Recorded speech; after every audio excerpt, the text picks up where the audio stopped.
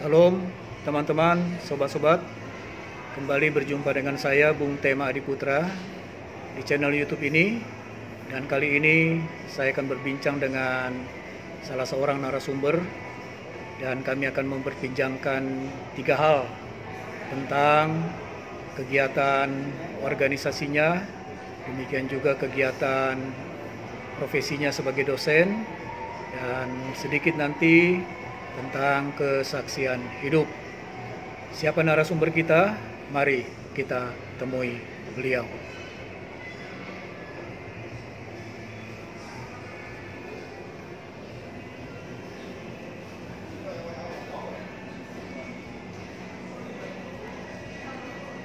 Salam Bapak Dr. Lius Waruwu MTH. Salam. Shalom Pak, shalom. Ya, senang kita bisa berjumpa di Jakarta. Sementara Bapak hanya 2 malam di Jakarta, akan kembali ke daerah tempat bekerja.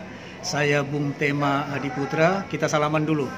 Ya. Salam ya Pak ya. Shalom Pak. Terima kasih. Bung Tema. Baik, Bapak Dr. Lius Waruwu saat ini bekerja sebagai dosen di Institut Agama Kristen Negeri Tarutung, Tapanuli Utara. Benar ya Pak ya? Betul, betul Pak. Kemudian juga Bapak Dr. Lius adalah mantan Sekretaris Umum Perkumpulan Doktor Nias Indonesia. Betul Pak. Baik ya. Ya. Terima Betul, kasih. Pak. Nanti dalam perbincangan yang singkat padat ini kita boleh rileks, Siap. serius dan selesai. Ya. Baik. Pak Dr. Lius, pertanyaan pertama saya yang sudah lama membuat saya penasaran adalah kehadiran PDNI, Perkumpulan Doktor Nias Indonesia. Dan barusan juga saya dapat informasi, ternyata sudah ada pengurus baru kan? Ya, Nah, betul. Bapak adalah pengurus lama yang tadi saya katakan mantan sekum pengurus Betul, lama. Nah, ini perbincangan kita secara pribadi. Apa kesan-kesan Pak Dr. Lius ketika satu periode menjadi sekum PDNI, dan saya langsung juga bertanya Pak, apa manfaatnya PDNI? Silakan Pak Dr. Lius. Baik, terima kasih Pak. Jadi PDNI itu berdiri tahun 2021 Agustus. Ya, Yang kerinduan kita waktu itu bahwa semua tokoh di Pulau Nias, terutama yang sudah pada level pendidikan tertinggi, Ya. doktor, Ya. bisa bersinergi untuk membangun Nias ya, dan memberikan dukungan nyata dalam percepatan pembentukan provinsi ya, Kepulauan Nias. ya. Gitu. Itu ya Pak ya. Ya. Nah, kemudian ada satu periode yang Bapak jalankan bersama Ketua Umum waktu itu Dr. Dermawan Waruwu ya. Betul. Ya. Apa kira-kira yang sudah sempat dikerjakan? Karena saya tahu juga ada penghalang masa COVID. Ya. Boleh berbagi Pak? Jadi selama 3 tahun kami bekerja memang satu periode penuh, Iya, sedikit diganggu oleh masa COVID. Iya, iya, gitu ya, iya, Pak, iya. ya. Jadi sedikit diganggu oleh COVID, namun beberapa hal yang sudah sempat kami kerjakan, ya, kami mendata, menghubungi dan memasukkan kawan-kawan yang sudah menyelesaikan S3 Iya. yang diakui negara, Iya. baik dalam maupun luar negeri, ke dalam grup cerdas PDNI. iya, Nah, tujuannya supaya dari situ dulu bisa komunikasi. iya, Lalu yang selanjutnya kita membuat anggaran dasar, ya, dan rumah tangga. Kita sudah menguruskan badan hukum, iya, ya, sampai keluar AHU, administrasi hukum iya, umum. iya, Dan kemudian kita juga sudah melaksanakan waktu itu tahun 2022 ada raker di Nias Selatan, iya, dan kemudian ada seminar juga saat itu dan diadakan Natal iya, di Nias Selatan, dan kemudian bulan Agustus yang lalu diadakan 2024. ya 2 Agustus 2024 yang lalu Iya, kita habis masa kerja sehingga dimisioner dan kemudian diangkat pengurus periode kedua. iya. Baik. Jadi memang itu maksimal ya Pak ya. Iya. dengan segenap hati pasti. Nah, saya mencoba mewakili pertanyaan-pertanyaan dari masyarakat Nias ya. Ya. Jadi sekaligus juga ini pencerahan kan. Jadi begini Pak Dr. Lius, sejauh ini kehadiran PDNI, Perkumpulan Dokter Nias Indonesia, apakah diterima atau terasa juga ada penolakan dari masyarakat Nias menurut Bapak secara pribadi? Kalau menurut hemat saya sih sebenarnya saya melihat penerimaan sebenarnya, Ya. dan mereka berharap ada sesuatu lah yang bisa dikerjakan oleh PDNI ini, Ya, ya. Dan kita pun merespon harapan itu. Kita sengaja memang PDNI ini menjadi satu dari ya, 5 kabupaten kota tanpa dibagi-bagi ya, di Pulau Nias, walaupun banyak yang tugas di luar Pulau Nias, tapi kita masih tetap nyatu. ya, Ya, jadi saya kira melalui PDN ini kita masih ada wadah kesatuan di situ, ya, walaupun sudah berada di 4 kabupaten tambah 1 kota. ya, Nah, jadi di Nias juga terbentuk waktu itu BPD, ya, DPD Kepulauan Nias, ya, dan ya artinya kita masih menunjukkan satu. Jadi baik Nias Utara, Nias Selatan, Nias Induk, Ya. kota maupun Nias Barat, kita Ya. masih tetap dalam satu kesatuan. ya. Begitu. Jadi sejauh yang telah Pak Dr. Lius jalani sebagai mantan Sekum, mungkin juga ada kesan begini. Apakah PDNI ini diarahkan agar setiap provinsi nanti ada cabang atau bagaimana? Kalau dalam anggaran dasar bukan istilah cabang Pak, tetapi istilahnya DPD. DPD. Ya, yang di periode kami itu hanya satu DPD, Ya. tetapi di periode kedua ini waktu itu di dalam rapat kita putuskan ada kemungkinan penambahan DPD. Jadi Pulau Sumatera minus Nias. Mengapa? Karena Nias itu adalah Ya. daerah sasaran dan satu DPD tersendiri. Ya, ya, ya. Nah, jadi dari Medan sampai ke Lampung, termasuk Kepulauan Riau, Ya, ya semua para dokter Nias Indonesia di situ akan kita harapkan ada satu DPD baru di sana, dan kemudian untuk Pulau Jawa dan daerah-daerah lain satu DPD. Berarti nanti kalau jadi itu akan menjadi 3 DPD. baik. Jadi melebarkan sayap ya. Ya, supaya mudah untuk mengkoordinir. Ya, diaspora Nias juga banyak sekali kan Pak ya. Ya. Satu hal lagi Pak, saya waktu mendengar PDNI dihadirkan, terpikir saya Pak ya, ini luar biasa keberanian dan saya juga percaya ketulusan hati. Namun dalam posisi sebagai perkumpulan doktor, bagaimana dengan yang S2, S1? Nah, Bapak mungkin mengerti maksud saya ya. Ya. Apakah jadinya tidak terkotak atau bagaimana? Itu yang saya ingin dengar Bapak secara pribadi. Baik, terima kasih Pak.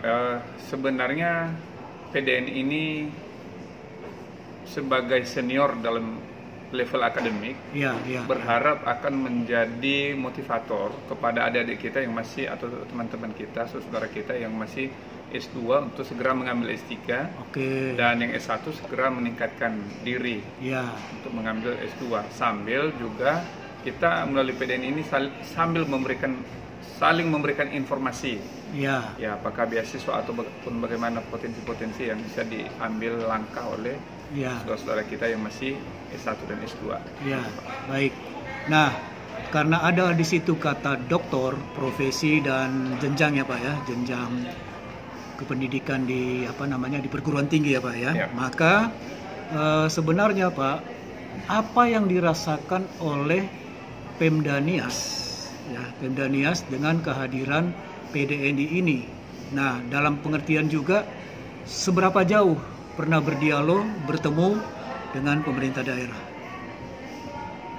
Ya, kita berusaha waktu kami masih dalam periode kami, kita berusaha untuk berdialog dengan pemerintah daerah, tetapi Ya. mungkin juga karena berbenturan dengan kesibukan-kesibukan mereka, Iya, sehingga belum terwujud hingga saat ini. Sepertinya iya, belum terwujud secara langsung. iya, Baik waktu kita ke Nias Selatan waktu itu berharap bisa bertemu dengan Pak Bupati, Iya. tapi masih belum. Padahal sebenarnya dia pun adalah anggota dari PDN itu sendiri, karena dia salah seorang dokter, Iya. tetapi berbenturan juga dengan waktu dan kesibukan dia. Baik. Jadi artinya kita bisa memahami lah, apalagi ini gebrakan perdana dari PDNI ya, jadi juga harus benah dalam juga kan begitu ya. Dibenahi di dalam. Nah, kemudian Pak, yang paling mendasar ya yang telah dilakukan oleh PDNI dan itu berdampak sampai saat ini dirasakan oleh masyarakat Kepulauan Nias apa Pak? Seperti yang saya bilang tadi Pak, bahwa kita terganggu dengan COVID selama kurang lebih 2 tahun, Ya. sehingga akhirnya masa efektif kita bekerja tinggal setahun, Ya. kan begitu. Tapi dalam berbagai keterbatasan masa itu, kita coba membentuk 6 departemen Pak. Ya apa itu? Nah, 6 departemen itu yang pertama adalah departemen P3M, Ya, pendidikan, penelitian, dan pengabdian masyarakat. Ya. Nah, diharap melalui ini kita bisa berkarya melalui pengajaran, penelitian, dan pengabdian masyarakat. Ya. Kita bisa terapkan di situ yang namanya Falulu Yawa, Ya. yaitu salah satu ikon yang memang diusulkan waktu didirikan PDN ini, bahwa orang yang sudah di atas, yang di golongan atas atau mungkin lektor kepala atau gimana, itu bisa kita dorong dia sukses supaya segera mencapai puncak dari kemampuannya atau karirnya. Dan dengan harapan juga bahwa dia menarik kita ke atas sehingga betul-betul sama-sama naik gitu. Bukan berarti kita menghalalkan yang tidak halal ataupun menutup-nutupi kekurangan, bukan itu maksudnya. Tetapi biarlah yang di atas atau yang lebih tinggi pangkatnya dari kita mengajari kita yang masih di bawah pangkatnya atau golongannya. Sehingga dengan demikian kita bisa bersinergi untuk bisa lebih naik. Itu yang pertama. Yang kedua? Yang kedua itu adalah Departemen Hukum dan HAM. Ya. Apa itu intinya? Departemen Hukum dan HAM ini memang waktu itu tujuannya dibentuk supaya ada advis hukum gitu ya, untuk orang kita Nias. Gitu ya. Jadi bukan hanya orang PDNI tapi orang Nias seluruhnya. Ya, yang membutuhkan. Dan sekaligus juga sebenarnya diharapkan di situ bahwa inilah bentuk di satu sisi kita mendukung Pemda untuk maju, tapi juga departemen ini juga sekaligus berdiri juga sebagai mengawasi, ya, turut mengawasi. Ya. Yang ketiga ada departemen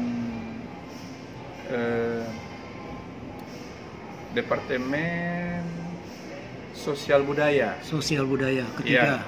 Sosial budaya ini memang harapannya ini mencoba mengkaji sebenarnya faktor-faktor yang bisa menjadi penghambat kemajuan Nias, dan mencoba memikirkan apa usul yang bisa kita sumbangsihkan kepada pemerintah atau kepada daerah juga. Misalnya, ya artinya kita sangat menghargai adat kita orang Nias, tetapi kadangkala ada yang jor-joran juga, itu menghambat kemajuan kita ke depan juga. Jor-joran ini bicara biaya ya? Iya, ada negatif dan positifnya tentunya. Nah, salah satu sisi negatif yang coba kita lihat di situ bahwa akibat pernikahan atau biaya adat yang cukup tinggi menimbulkan beban utang kepada pasangan yang baru menikah. Yang akhirnya berpotensi untuk menimbulkan kemiskinan sistemik. Nah, yang saya bilang kemiskinan sistemik itu adalah kemiskinan yang oleh karena utang yang begitu banyak, sehingga pengantin ini mereka akan memasuki hari-hari berikutnya, mereka takut makan makanan yang enak atau yang bergizi oleh karena utang banyak. Dan itu nggak bisa lunas dalam sebulan, bisa bertahun-tahun bahkan berpuluh tahun. Nah, sementara dalam perjalanan itu bisa jadi hamil muda dan melahirkan dengan gizi yang kurang. Nah, ini kan berpotensi Ya. untuk menimbulkan stunting. Ya. Nah, syukur aja di Pulau Nias itu ada dana BOS ataupun sekolah gratis SD, SMP, SMA. Ya. Kalau tidak, terancam banyak yang tidak menyekolahkan anak. Ya. Akibat itu, mengapa? Karena utang banyak. Ya. Anak juga, anak bisa jadi lebih dari satu, Ya. sehingga akhirnya kewalahan. Nah, itu. Nah, kemudian udah tamat SMA mereka sekolahkan. Nah, sebagian yang tidak sanggup atau belum move on dari sisi dana, akhirnya mencari beasiswa yang di mana lah. Nah, kadang ada perguruan tinggi yang hanya membutuhkan pokoknya ada ijazah anak, masuklah di situ terdaftar, diajar tidak diajar ya itu rahasia umum lah jadinya kan. Oh, gitu Sehingga ya. akhirnya banyak juga yang sarjana pulang kampung nanti udah sarjana punya gelar, tetapi bikin surat pun susah. Oke, baik. Ya, itu kan dampak bahwa mereka mengejar-ngejar beasiswa yang kadangkala akibat beasiswa itu malah tidak diajar dengan baik oleh dosen di perguruan tinggi itu. Ya, jadi artinya itu dilakukan oknum dan itu keluar dari garis kebenaran gitu ya. Iya. Ada begitu ya, Iya. kasus ya, Iya. contoh kasus. Baik Pak, Iya. divisi atau bidang keempat apa? Yang keempat itu ada IT, Ya, ya, informasi teknologi. apa itu? Ya, jadi diharapkan melalui ini bisa bersinergi untuk meningkatkan apalah ya selama ini untuk alat komunikasi dinas itu sangat lemah dan tidak menyeluruh. Ya, ya. Ya, jadi diharapkan dengan ada bermitra di sini dia bisa menjembatani kira-kira ada bukan hanya Telkomsel saja, ada Indosat dan yang lain-lain misalnya di Nias sehingga ada pilihan lain Ya, ya. untuk bisa komunikasi. Jadi jangan hanya ketika Telkomsel bermasalah udah Nias gelap nggak Iya, dapat iya. ini. Kemudian? Dan yang kelima itu ada Departemen Pelatihan dan Ketenagakerjaan. Ya, pelatihan Nah, dan oleh karena ketenagakerjaan. kekurangan skill, Ya, ya kurang skill dalam bekerja, maka diharapkan ada pelatihan, ya. ada pelatihan, apakah berupa balai latihan kerja, supaya dipersiapkan tenaga-tenaga, apakah dikirim ke luar negeri ataupun bekerja di tempat, Ya. ataupun buka usaha sendiri. Ya. Nah, ada pelatihan-pelatihan seperti itu. Kita harapkan demikian waktu itu memang. Ya. Dan yang terakhir Departemen Kewirausahaan. Kewirausahaan. Kita berharap waktu itu bisa bermitra dengan pemilik modal untuk bisa membuka usaha di Nias, Ya, ya bekerja sama dengan PDNI, ya.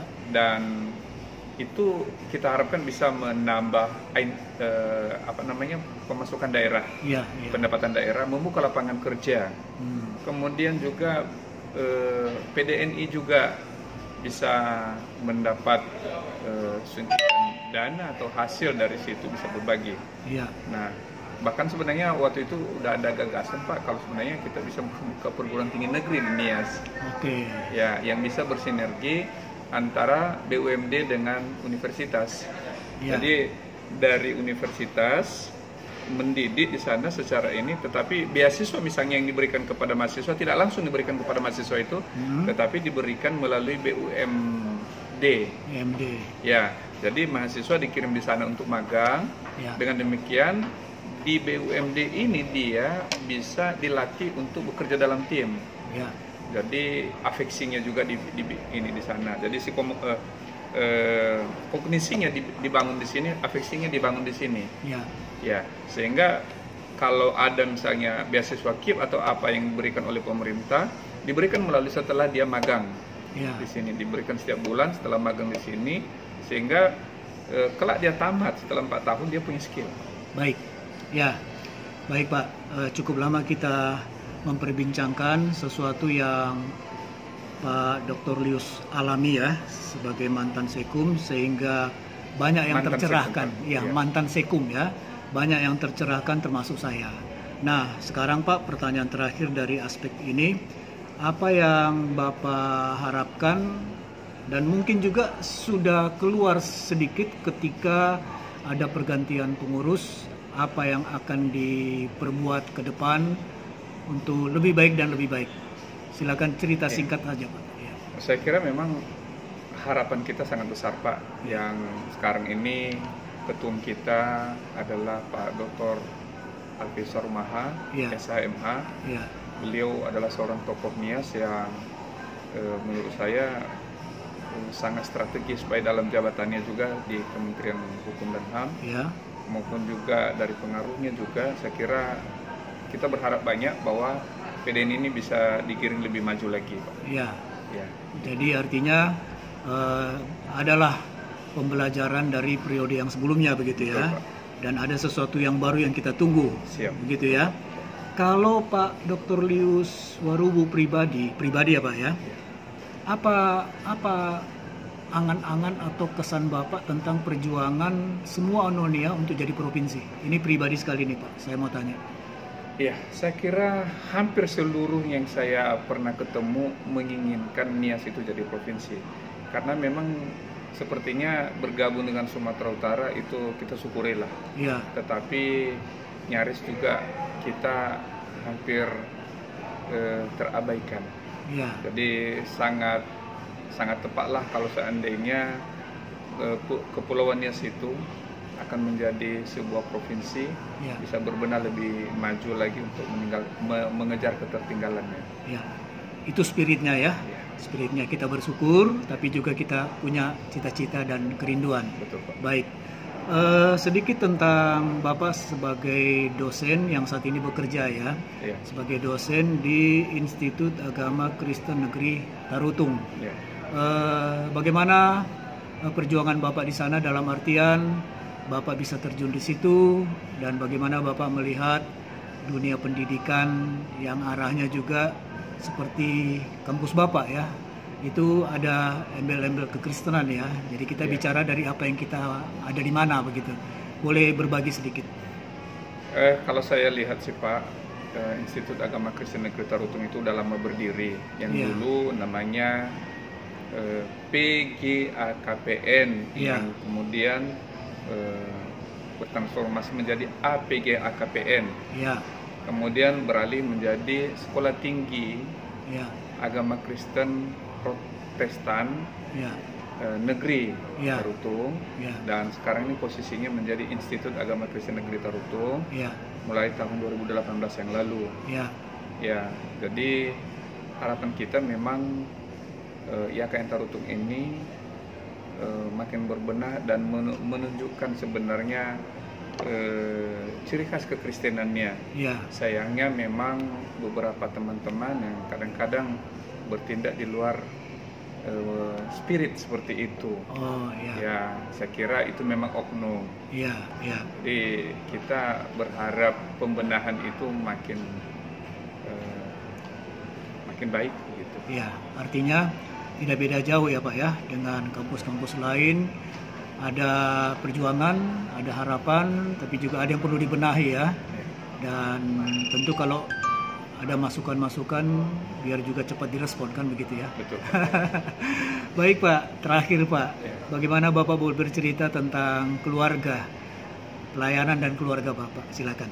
Iya, saya sudah menikah, istri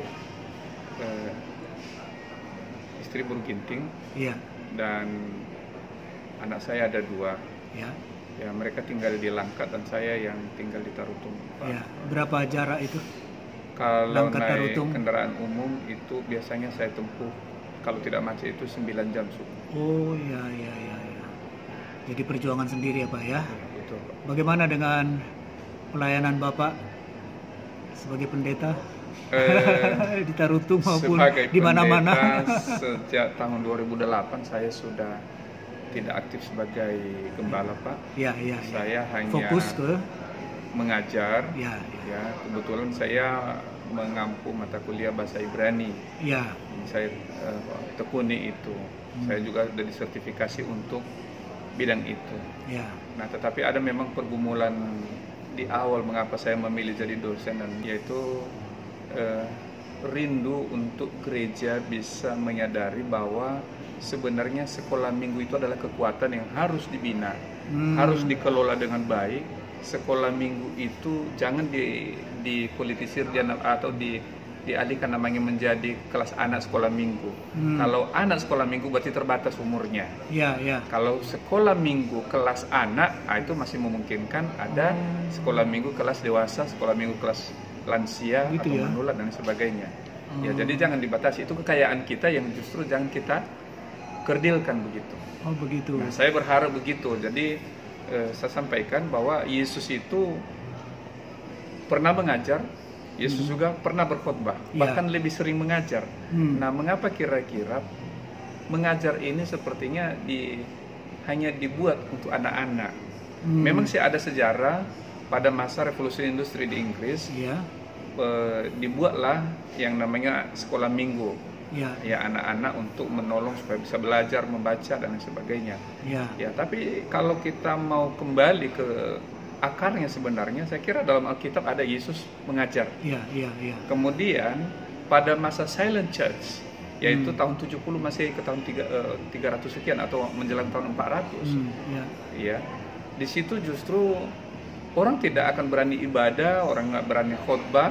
Di situ justru diskusi, di situ ada pembelajaran, dan hasilnya semakin ditekan oleh negara waktu itu atau penguasa masa itu, tapi makin bertahan Pak, dan makin jaya gereja masa itu, berkembang sampai ribuan persen, bukan hanya puluhan persen. Baik, jadi Pak Dr. Lius Waruwu melihat dengan fokus di lembaga pendidikan, dosen, maka generasi anak-anak akan lebih terfokuskan lagi untuk diangkat. Jadi bukan hanya anak-anak Pak, sekali lagi memang saya berharap suatu kelak sinode ataupun gereja akan menyetel namanya bukan lagi anak sekolah minggu, karena itu udah pasti membatasi umur tertentu. Ya, sekolah minggu kelas anak, sekolah minggu kelas remaja, sekolah minggu kelas pemuda, sekolah minggu kelas kaum ibu, sekolah minggu kelas kaum bapak, sekolah minggu kelas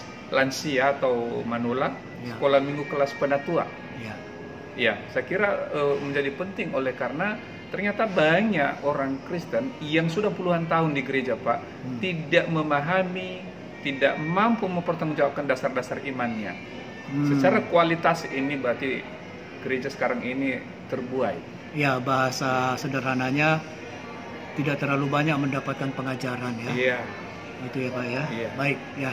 Terima kasih Pak. Kita akan mengakhiri, dan karena tadi kita mulai dari tentang PDNI, maka pesan akhir nih Pak di perbincangan ini Pak Dr. Lius Waruwu, dan saya tadi sedikit menegaskan artinya Bapak tidak aktif lagi dalam penggembalaan gereja, tapi kependetaan Bapak tetap terpakai dan fokus melayani dan berkarir, berprofesi di dosen ya Pak ya, supaya tegas ya Pak ya. Baik, apa yang Bapak bisa sampaikan, katakanlah semacam pendorong semangat kepada Ononiha untuk bergabung ke PDNI ya Pak ya, dan bagaimana akhirnya PDNI ini bisa berkembang di masa-masa mendatang. 2 poin singkat Pak. Baik, jadi saya kira PDNI ini dibentuk untuk mendukung Ononiha. Baik. Mari kita bersatu untuk segala potensi kita arahkan untuk kemajuan suku dan pulau kita tercinta. Ya, paling tidak kita bersinergi, maka kekuatan menjadi lebih besar. Dengan hadirnya PDNI yang nanti akan datang dokter-dokter baru bergabung, Bapak melihat masa depan apa? Saya yakin bahwa kalau semua bersinergi dan terpanggil untuk sebuah misi bersama dalam memajukan PDNI ini, memajukan kepulauannya, saya kira ini kekuatan yang sangat super. Dan kesannya netral akademis ya? Kira-kira begitu kita, ya Pak ya? Dan merangkul semua. Iya, merangkul semua dan independen. Baik. Sangat mengesankan. Baiklah Bapak Dr. Lius Waruwu MTH, terima kasih perbincangan ini. Kita bersalaman, puji Tuhan, salam. Shalom Pak.